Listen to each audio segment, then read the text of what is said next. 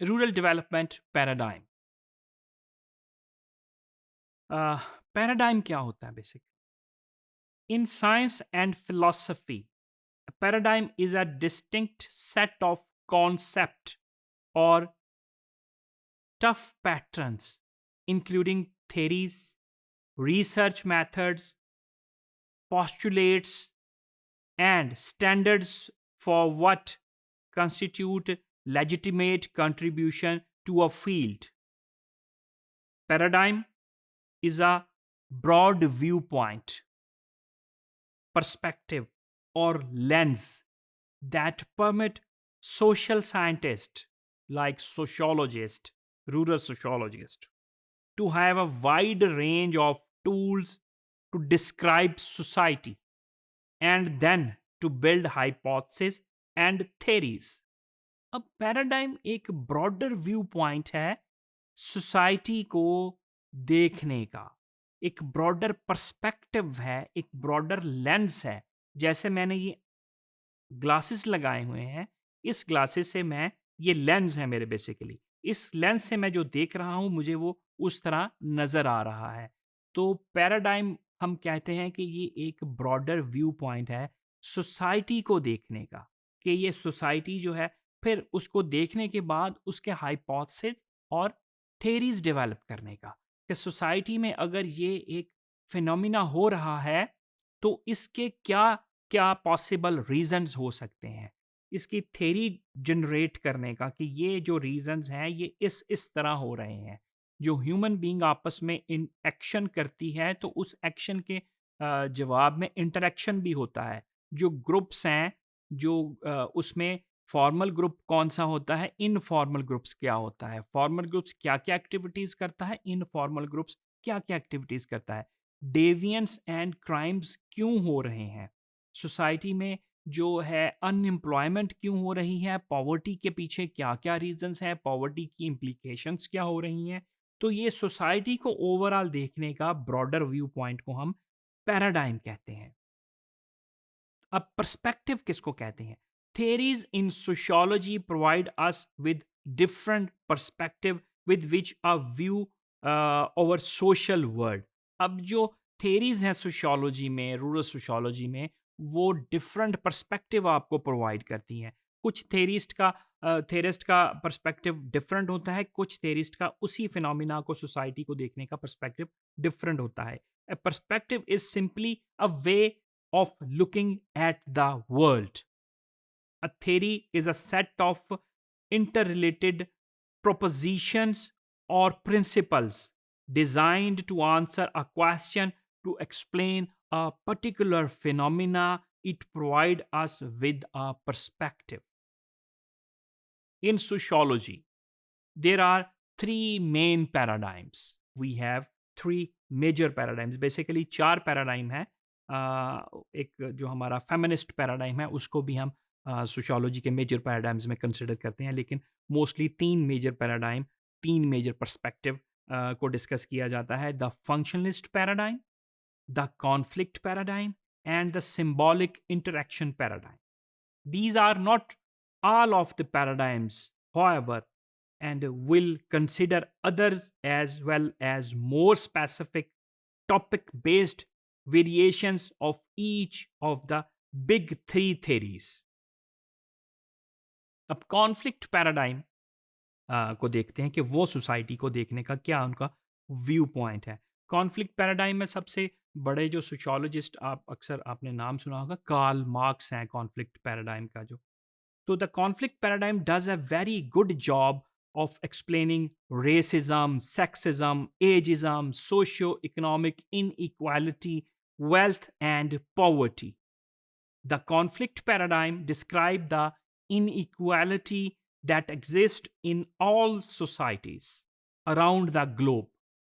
Conflict is particularly interested in inequalities that exist in the society. Conflict paradigm वाले क्या कहते थे कि दो सेगमेंट हैं सोसाइटी के, एक हैव है, एक हैव नॉट है, और ये इसी स्ट्रगल में रहते हैं। जो हैव हैं वो कहते हैं कि हम एक्सप्लॉइट करें, जिनके पास नहीं है उनसे लेबर लेके हम एक्सप्लॉइट करें। तो जो हैव नॉट्स हैं उनकी यही कोशिश होती थी कि जिनके पास है हम उनसे किस तरीके से ले लें।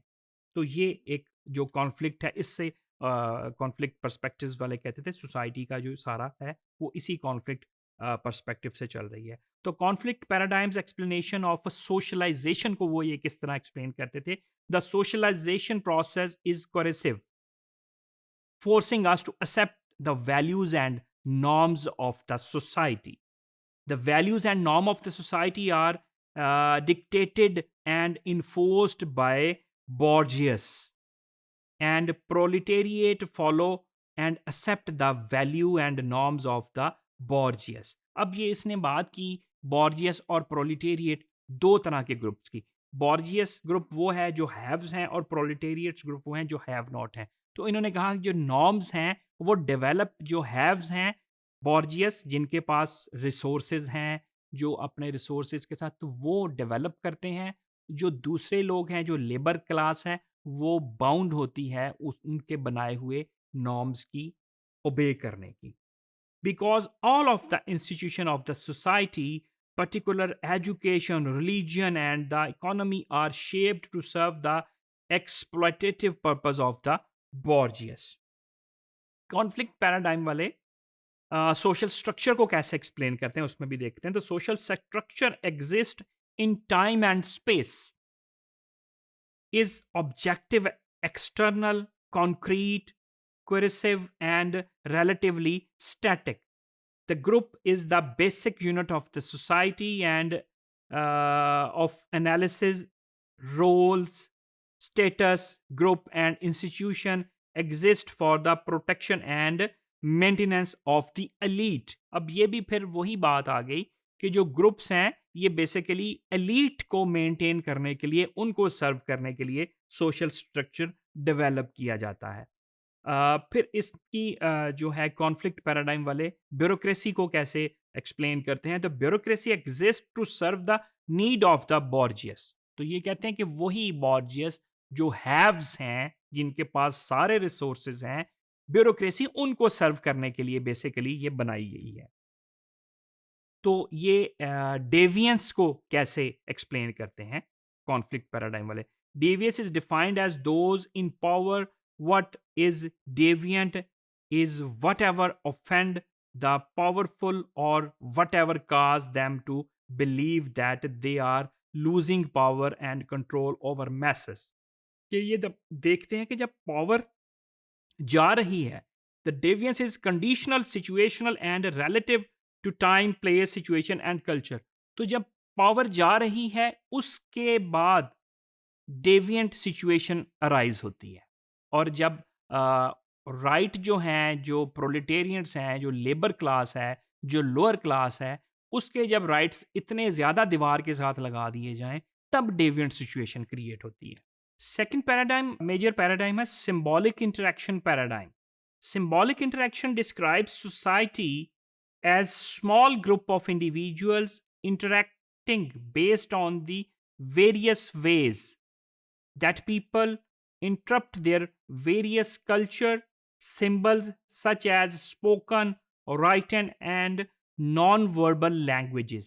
कि जो इंडिविजुअल्स नॉन वर्बल लैंग्वेजेस से इंटरेक्ट करते हैं एक दूसरे से, वो आपकी बॉडी लैंग्वेज हो सकती है, वो आपकी फेशियल एक्सप्रेशंस हो सकते हैं, वो कुछ सिंबल्स हो सकते हैं इस तरह के। Over behaviour with and among other people, over interaction is the result of our shared understanding of cultural symbols.